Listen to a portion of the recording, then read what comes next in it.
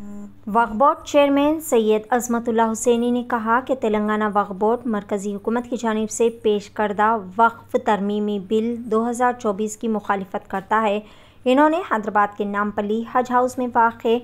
वक्फ board के दफ्तर में मुनक़िदा मीटिंग से खुसूसी खिताब किया। इन्होंने कहा कि मरकज़ के ज़रिए लाए गए इस बिल की सबसे पहले तेलंगाना बोर्ड ने मुखालिफत की। मुखालिफत के साथ साथ इन्होंने इस महीने की 6 तारीख को पार्लियामेंट के 34 अरकान पर मुश्तमिल मुश्तरका वर्किंग कमेटी के सामने अपनी वजाहत भी बताई। बताया जाता है कि कमेटी ने इनकी तजावीज़ और दरख्वास्तों के बारे में दरियाफ्त किया। इन्होंने कहा कि अगर मरकज़ी हुकूमत किसी कानून में तरमीम करती है तो इसे मजबूत बनाने के लिए होना चाहिए, लेकिन कमज़ोर करने के लिए बिल्कुल भी नहीं। लेकिन ये जो वक्फ तरमीमी बिल 2024 लाया जा रहा है वो कमज़ोर करने के लिए और मुसलमानों को नुकसान पहुंचाने के लिए है। इन्होंने वाज़ेह किया कि कांग्रेस पार्टी इस बिल के ख़िलाफ़ मुल्क भर में हिमायत को मुतहरिक करेगी और बिल को मंजूर ना होने की यकीनी दहानी कराएगी। आइए जानते हैं इस खुसूस में मुकम्मल तफसीलात। पेश है DTV9 की यह खुसूसी रिपोर्ट। मज़ीद ताज़ा तरीन ख़बरों से अपडेटेड रहने के लिए चैनल को लाइक करें, शेयर करें, सब्सक्राइब ज़रूर कर लें। 6 सितंबर को तेलंगाना वक्फ बोर्ड की स्पेशल बोर्ड का मीटिंग यहाँ पर हम बुला के पार्लियामेंट के वक्फ अमेंडमेंट बिल 2024 के ऊपर हम डिस्कस करके 26 तारीख को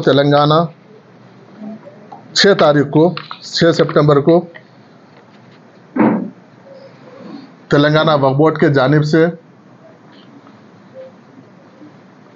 उस बिल की मुखालिफत में हम एक क्लास बाय क्लास हम जो 40 क्लासेस वो लोग जो अमेंडमेंट में रख के वक्फ बोर्ड पे जो तरमीमी बिल लाए उसके ऊपर हम इन डिटेल में डिस्कस करके हम उस दिन एक यूनानिमसली सभी बोर्ड के मेंबर्स का मुत्तफ़िक़ा तौर पर हम उसको रिजेक्ट करने का और हम एक रेजोल्यूशन हम पास किए थे। और उसी दिन उस बोर्ड मीटिंग में हम ये फैसला किए थे कि हम तेलंगाना वक्फ बोर्ड की जानिब से जो parliamentary joint working committee on Waqf amendment bill 2024 को हम एक रिक्वेस्ट भेजेंगे जिसमें तेलंगाना वक्फ बोर्ड अपना व्यू सजेशंस हम कमेटी के सामने हम आके रखना चाह रहे हैं। वो डिसाइड हुआ था, उसके मुताबिक हमने जॉइंट वर्किंग कमेटी को एक मेल के ज़रिए रिक्वेस्ट भेजा था और उसको वो लोग एक्सेप्ट करते हुए हमको 6 सितंबर को हमको 2:30 बजे का टाइम दिए थे जॉइंट वर्किंग कमेटी को पार्लियामेंट हाउस में। उस 6 बोर्ड के उन लोग के जब हमको परमिशन मिला आने का, हम मेंबर्स के लिए भी उनको रिक्वेस्ट भेजे थे कि तमाम बोर्ड मेंबर्स के लिए, लेकिन उन्होंने 10 मेंबर्स को अलाउ नहीं करते हुए हमको 7 का परमिशन दिए थे। फिर उसके बाद फिर हम जैसा परमिशन आया हमको उस वहाँ पर सजेशंस और जो हमारा रिप्रेजेंटेशन है हम मुख्तलिफ एक्सपर्ट्स से हमने बात की, जिसमें रिटायर्ड ब्यूरोक्रेट्स है, सीनियर एडवोकेट्स है, बोर्ड के हॉनरेबल मेंबर्स है, बोर्ड में मेंबर हमारे रुकन पार्लियामेंट हैदराबाद के वो भी हमारे हैं, उनसे भी, और उसके साथ साथ जो हुकूमत में दीगर कॉरपोरेशन बोर्ड के जो चेयरमैन से मुस्लिम चेयरमैन से और हुकूमत के तेलंगाना हुकूमत के मुशीर और प्रिंसिपल सेक्रेटरी, इन सब को हमने वक्फ बोर्ड में बुला के इस ड्राफ्ट के ऊपर हम तफसील से हम डिस्कशन करके एक हम ड्राफ्ट जो वहाँ पर तेलंगाना की जानिब से वक्फ बोर्ड की जानिब से जो प्रेजेंट करना था हम वो उसको एक कंप्लीट करके हम उनको एक सॉफ्ट कापी 3 तारीख को हमने भेजा है। उसके बाद 6 तारीख को 2:30 बजे हमारा वक्त था, हमारा 9 आदमी का डेलीगेशन था। वो डेलीगेशन को उन्होंने बुलाया। 6 के दिन हम 2:30 बजे वहाँ पर गए, जिसमें 31 जॉइंट वर्किंग कमेटी के जो 31 मेंबर्स है, मेंबर ऑफ पार्लियामेंट के जो कमेटी है उसमें हम गए। अल्हम्दुलिल्लाह 2 घंटे बड़ी तफसील से हमारा रिप्रेजेंटेशन वहाँ पर रहा। हम उनको तहरीरी तौर पर भी हमारा रिप्रेजेंटेशन हमने दिया है और एक फिज़िकली भी वहाँ पर हमने हार्ड कॉपी भी हम पूरी कमेटी की पूरे डेलीगेशन की जानिब से चेयरमैन को और मेंबरान को हम एक सबमिट किए हैं, जिसमें बहुत सारे इशू पे बहुत इन डिटेल में, क्योंकि जॉइंट वर्किंग कमेटी के कुछ रूल्स है, कुछ डायरेक्शंस है,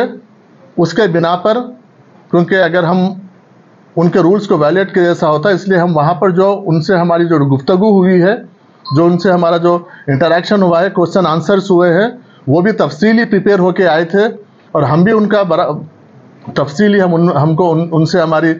आर्गूमेंट्स हुए, उनसे हमारे सजेशंस, ओरल सजेशंस दिए, हमारे ऑब्जेक्शंस उनके सामने हमने रेज की। उसके ऊपर उन्होंने एक इत्मीनान का इजहार किया कि तेलंगाना के वक्फ बोर्ड ने एक क्लियर एक्सरसाइज करके हमारे सामने आया है और जिसको हम 4 लोग वहाँ पर 5 लोग हम लोग प्रेजेंट किए हैं, जिसमें सीईओ साहब, हमारे वक्फ बोर्ड के सीईओ असदुल्ला साहब, जो कलेक्टर्स के पावर्स को लेके, उसके बाद इसमें इवैक्यू प्रॉपर्टीज़ को लेके वो डिटेल्स उनके सामने प्रेजेंट किए। और उसके बाद फिर जनाब हमारे मोअज़्ज़िज़ रुकन अकबर निज़ामुद्दीन साहब और बंदगी बादशाह साहब मुतवल्लियों के इशूज़ को लेके, वक्फ बाई यूज़र्स के इशूज़ को लेके, और उसी तरीके से वक्फ में नॉन मुस्लिम्स को रिप्रेजेंटेशन को लेके उन्होंने अपना तफसील एक रिप्रेजेंटेशन वहाँ पे दिया, उन्होंने पेश किया। उसके बाद हमारे लीगल एक्सपर्ट जनाब एम ए मुखी साहब, उन्होंने वक्फ सेक्शन 40 के ऊपर, वक्फ सर्वे के ऊपर और उसी तरीके से म्यूटेशन के ऊपर और वक्फ ट्रिब्यूनल के ऊपर, मुस्लिम लॉ के ऊपर उन्होंने अपना डिटेल्स ऑब्जेक्शंस जो अमेंडमेंट में जो थे उसमें उसके ऊपर उन्होंने अपना एक व्यू रखा।